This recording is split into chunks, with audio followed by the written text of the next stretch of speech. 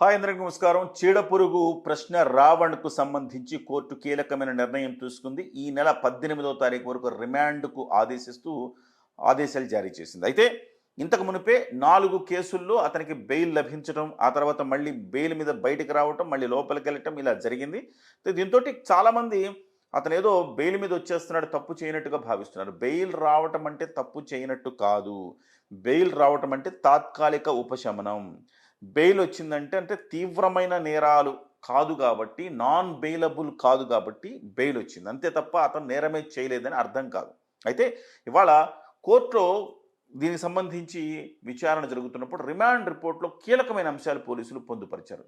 ఏం పొందుపరిచారు ఏంటనేది చూద్దాం. ముందుగా అసలుకి ఎందుకు అతను అరెస్ట్ చేశారంటే, మావోయిస్టు భావజాలను వ్యాప్తి చేసేలా, సాయుధ తిరుగుబాటును ప్రోత్సహించేలా రెచ్చగొట్టే వ్యాఖ్యలు చేశారనే ఫిర్యాదుతోటి రావణ్ మీద గన్నవరం పోలీసులు కేసు నమోదు చేశారు. దీనికి సంబంధించి గన్నవరం జన సైనికుడు గరికపాటి శివశంకర్ ఇచ్చిన ఫిర్యాదు మేరకు శనివారం అర్ధరాత్రి అతన్ని అరెస్ట్ చేశారు.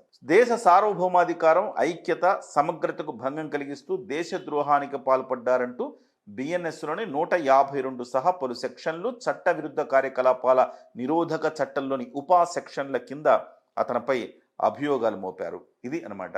సో అలాగే అతను రిమాండ్ రిపోర్ట్లో పేర్కొన్న అంశాలు క్లియర్గా మనం చూస్తే ఏమున్నాయంటే, నిషేధిత మావోయిస్టు సంస్థ వైపు యువతను ఆకర్షించేలా రావణ్ ప్రకటనలు చేస్తున్నారు. మతపరమైన విభేదాలు రెచ్చగొట్టేలా అతడి తీరు కనిపిస్తోంది. రాష్ట్రంలో అశాంతి సృష్టించాలనే ఉద్దేశం ఉంది. ఇటీవల ఏలూరులో జరిగిన దళిత క్రైస్తవ సమావేశంలో రెచ్చగొట్టేలా రావణ్ మాట్లాడారు. అవమానకరమైన, అసభ్యకరమైన వ్యాఖ్యలు చేశారు. పదవుల్లో ఉన్న వారిని దూషించారు. వ్యవస్థలపై ప్రజల్లో ద్వేషం, అసహ్యం, వైషమ్యం కలిగేలాగా అతను ప్రవర్తించాడు. మావోయిస్టు భావజాలాన్ని అతడి ఫోన్లో గుర్తించాం.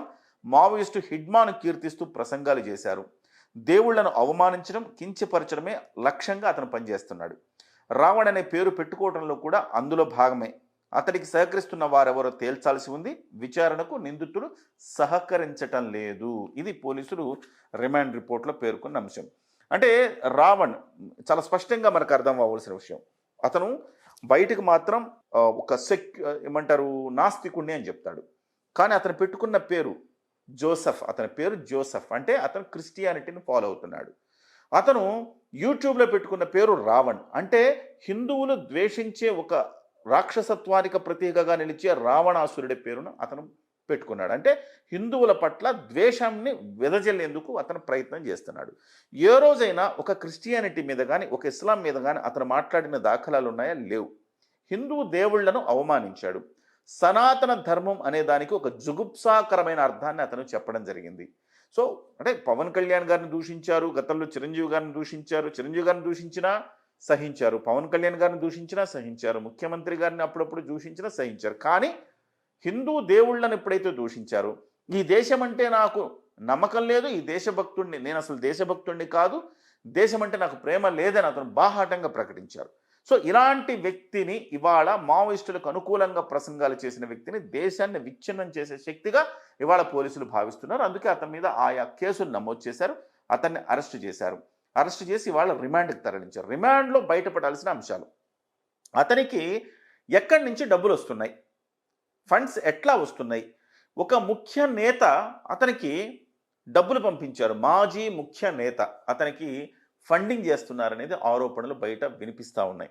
నెలకు 5 లక్షల రూపాయలు అతనికి ప్రతి నెల అందిస్తున్నారని, అతను యూట్యూబ్ మీద వచ్చే రెవెన్యూ కూడా అతనికి అవసరం లేదు కాబట్టి ఇతను ఈ డబ్బుల మీదనే ఆధారపడుతూ, ముఖ్యంగా కొన్ని వీడియోల్లో కాపీరైట్ వచ్చే మ్యూజిక్లు కూడా అతను వాడతాడు.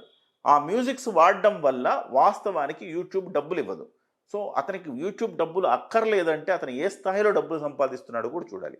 ఒక మాజీ ముఖ్య నేత నుంచి 5 లక్షల రూపాయలతో పాటుగా ఇతర వర్గాల నుంచి అతనికి కొంత ఫండింగ్, క్రైస్తవ వర్గాల నుంచి కూడా అతనికి కొన్ని వర్గాల నుంచి ఫండింగ్ అందుతుందనేది మనకు వస్తున్న సమాచారం. అట్లానే అతను ఈ మధ్య కాలంలో ఒక కారు కూడా అతనికి గిఫ్ట్గా ఇచ్చారు ఆ మాజీ ముఖ్య నేత అని చెప్పేసి కూడా చెప్పుకుంటా ఉన్నారు.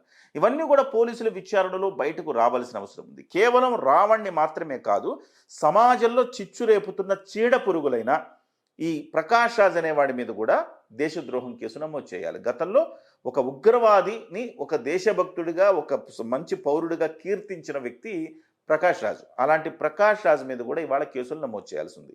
సో ప్రకాష్ రాజ్ను కూడా దేశద్రోహం కేసు కింద ఎందుకు అరెస్ట్ చేయలేదో పోలీసులు ఆలోచించాలి. సో బహుశా ప్రకాష్ రాజ్ మీద ఎవరు కంప్లైంట్ ఇవ్వలేదు కాబట్టి చేయలేదా?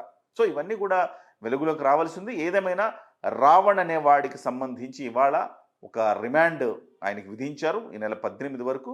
చూడాలి ఇంకా ఎన్నెన్ని వస్తాయో. ఒక ఆడపిల్లలను వశపరుచుకొని వాళ్ళతో లైంగిక కార్యకలాపాలు చేసి వాటిని వీడియోలు తీసి అతని ఫోన్లో బోలెడని వీడియోలు ఉన్నాయట. ఆ వీడియోలు తీసి వాళ్ళని బ్లాక్మెయిల్ చేయటము, వాళ్ళని కాస్త లైంగికంగా వేధించడం చేస్తున్నాడు రావణ్ అనేది కూడా తాజాగా తెలుస్తున్న అంశం. వీటి మీద కూడా పోలీసులు అంతా దర్యాప్తు చేస్తున్నారు. ఇంకా ఎంతమంది మా బాధిత మహిళలు ఉన్నారు, అతని పక్షాన బాధపడిన వాళ్ళు, అలాగే సో ఎవరెవరు ఇతని వెనక ఉండి డబ్బులు ఇస్తున్నారు, ఇవన్నీ కూడా తేలాల్సి ఉంది. డెఫినెట్గా తీగలాగితే డొంక కదిలినట్టుగా అన్ని వ్యవహారాలు బయటకు వచ్చే అవకాశం అయితే స్పష్టంగా కనపడుతుంది. ఎప్పుడైతే రావణ్ని అరెస్ట్ చేశారో వైసీపీ మోకంతా కూడా బయటకు దిగేసింది. వాళ్ళందరూ కూడా ఇవాళ రావణ్కు మద్దతుగా మాట్లాడుతున్నారంటే వాళ్ళు ఏంటి అని మనం అర్థం చేసుకోవాలి.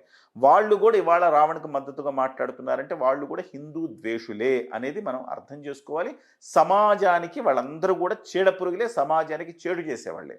సో ఇక్కడతో ఆగే ప్రసక్తి అయితే కనబడట్లేదు. ఇది అంటే ఊచకోత అంటారు కదా, అట్లా చెడుని నరికేసుకుంటూ వెళ్ళడం అనేది కూటమి ప్రభుత్వం చేయాల్సిన అవసరం అయితే ఉందని చెప్పేసి ఈ సందర్భంగా మనం చెప్పుకోవాలి. దీని మీద మీ అభిప్రాయాలు, విలువైన అభిప్రాయాలను కామెంట్ రూపంలో తెలియచేయండి. ఛానల్ని అయితే సబ్స్క్రైబ్ చేయండి.